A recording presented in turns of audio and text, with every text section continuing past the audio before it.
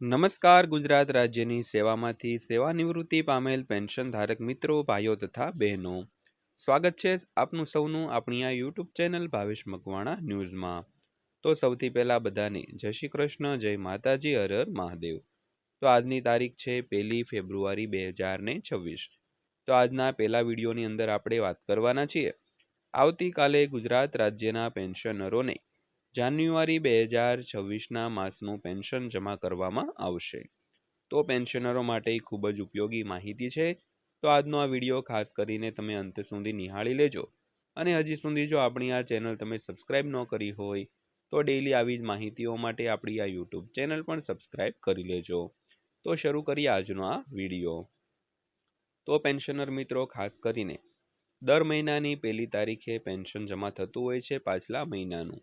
એટલે કે આજે ફેબ્રુઆરી મહિનાની 1 તારીખ છે, તો જાન્યુઆરી 2026નું એટલે કે જે માસ વીતી ગયો છે તે માસનું પેન્શન આજે તમારે ખરેખર જમા થવું જોઈએ. તો જેની માહિતી આપણે કાલના વિડીયોમાં પણ તમને આપી હતી. કાલે પણ વિડીયો બનાવીને તમને માહિતગાર કર્યા હતા કે જાન્યુઆરી 2026ના માસનું જે પેન્શન છે તે તમારે 1 ફેબ્રુઆરીએ જમા નહીં થાય, કારણ કે આજે છે રવિવાર. તો જ્યારે રવિવારે 1 તારીખ આવતી હોય તો 2જી તારીખે ખાસ કરીને પેન્શન જમા થતું હોય છે, એટલે કે તે પછીના દિવસે પેન્શન જમા થતું હોય છે. તો હવે આવતીકાલે ગુજરાત રાજ્યના પેન્શનરોને પેન્શન જમા થવાનું છે 100%. તો કેટલું પેન્શન જમા થશે તેની આજના વિડીયોમાં આપણે વાત કરીશું. સાથે સાથે થોડીક બીજી પણ અન્ય વાત કરવાની છે, જેવી કે તબીબી ભથ્થાને લઈને એક અગત્યની અપડેટ છે, તેમજ કોમ્યુટેશનની જે કપાત છે તેને પણ લઈને અગત્યની એક અપડેટ છે. તો ખાસ કરીને આજનો વિડીયો તમે અંત સુધી જોઈ લેજો, એટલે બધી જ માહિતી તમારા માટે કામની છે. તો આજનો વિડીયો ખાસ કરીને અંત સુધી જોઈ લેજો.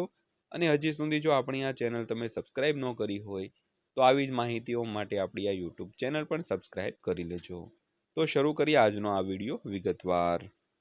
તો ખાસ કરીને સૌથી પહેલાં વાત કરીએ તો આવતીકાલે ગુજરાત રાજ્યના પેન્શનરોને પેન્શન કેટલું જમા થશે. તો ખાસ કરીને જે તમારું મૂળભૂત પેન્શન છે તે મૂળભૂત પેન્શન પ્લસ હાલમાં જે 58% લેખે મોંઘવારી રાહત એટલે કે હંગામી વધારો ટેમ્પરરી ઇન્ક્રીઝ જે 58% લેખે અત્યાર સુધીમાં જે સરકારની નીતિ નિયમ મુજબ જે વર્ષમાં 2 વાર મોંઘવારી રાહતમાં અને મોંઘવારી ભથ્થામાં જે વધારો થતો હોય તેમાં છેલ્લો વધારો 58% સુધીનો છે. જોકે ફેરફાર થશે, પણ આ 1 જાન્યુઆરીથી જ થવાનો હતો, પણ તેની જાહેરાત આગામી સમયમાં કરવામાં આવશે, એટલે કે માર્ચ મહિના સુધીમાં કરવામાં આવશે.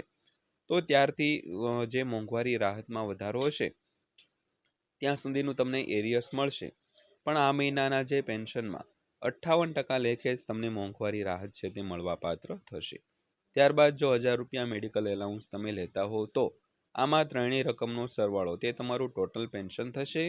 અને આ ટોટલ પેન્શન જો તમારે આવકવેરાને પાત્ર હોય તો આવકવેરાની જે ટકાવારી છે તે તેમાંથી માઇનસ કરવામાં આવશે.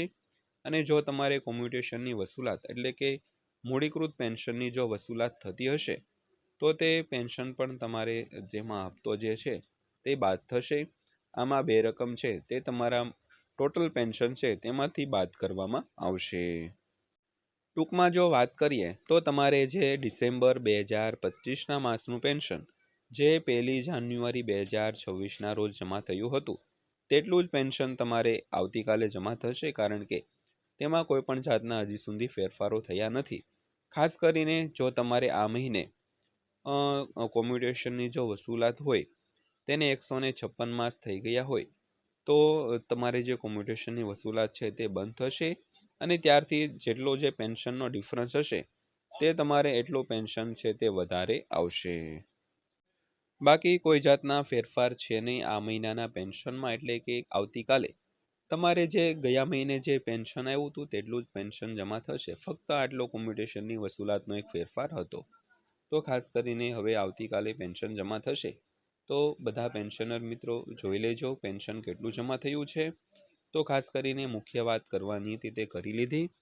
ત્યારબાદ જો થોડીક વાત કરીએ તો ગુજરાત રાજ્યના જે પેન્શનરો છે તેના તબીબી ભથ્થા એટલે કે મેડિકલ એલાઉન્સને લઈને એક અપડેટ આપણી પાસે આવી હતી. તેની માહિતી તમને જો આપું તો ખાસ કરીને કોઈ પણ જો પેન્શનર હોય ગુજરાત રાજ્યના સેવાનિવૃત્ત પેન્શનરો તે કોઈપણ હોસ્પિટલોમાં પોતાની જે સારવાર કરાવી રહ્યા હોય, એટલે કે ખાનગી હોસ્પિટલ હોય, અર્ધ સરકારી હોય, સરકારી હોય, તો તેનું જે બિલ હોય અને બિલ તમારે જો તમારી તિજોરી અધિકારી પાસે બિલ તમે રજૂ કરતા હો અને ત્યારબાદ તમારે જે બિલના પૈસા આવતા હોય, એટલે કે તબીબી ભથ્થાના પૈસા આવતા હોય, આ રીતનું જો તમારે શરૂ ન રાખવું હોય અને દર મહિને જો 1000 રૂપિયા તમારે ફિક્સ મેડિકલ એલાઉન્સ જોતું હોય, તો તે ફેરફાર વિકલ્પ પસંદ કરવા માટેનો આ મહિનો એટલે કે ફેબ્રુઆરી 2026નો માસ, આ મહિનાની અંદર તમે આ એક ફેરફાર તમે કરી શકો છો. જો તમારે જે ટેમ્પરરી મેડિકલ એલાઉન્સ હોય, એટલે કે કોઈ પણ જાતનું તમે તબીબી સારવાર કરાવી હોય અને ત્યારબાદ તમે તેના જે બિલ મૂકતા હો, તે વિકલ્પ તમારે પસંદ ફેરવીને તમારે દર મહિને જે 1000 રૂપિયા મેડિકલ એલાઉન્સ ફિક્સ તમારે લેવું હોય, તો તે વિકલ્પમાં સુધારા વધારા કરવા માટેનો આ એક માસ છે. તો ખાસ કરીને આ ફેબ્રુઆરી મહિનામાં તમે આ પ્રકારનો સુધારો કરાવી શકો છો. ત્યારબાદ જે આખું નાણાકીય વર્ષ 2026-27નું છે, તેમાં તમારે તે પ્રકારનું જે મોંઘવારી ભથ્થું એટલે કે તબીબી ભથ્થું જે છે તે તમારે શરૂ રહેશે. તો આ મહિનામાં તમે ફેરફાર છે તે કરી શકો છો. ત્યારબાદ થોડીક વાત કરીએ તો કોમ્યુટેશનની જે રિકવરી થતી હોય, એટલે કે રૂપાંતરિત મૂડીકૃત પેન્શનની, તે હાલમાં 156 માસ છે, તેમાં કોઈ પણ જાતનો ફેરફાર કરવામાં આવ્યો નથી. તે ફક્ત 156 માસ જ છે. તો કોઈ પણ તમને એવા સમાચાર મળતા હોય કે કોમ્યુટેશનની વસૂલાતમાં સુધારા વધારા કર્યા છે, પણ તેવું કાંઈ છે નહીં.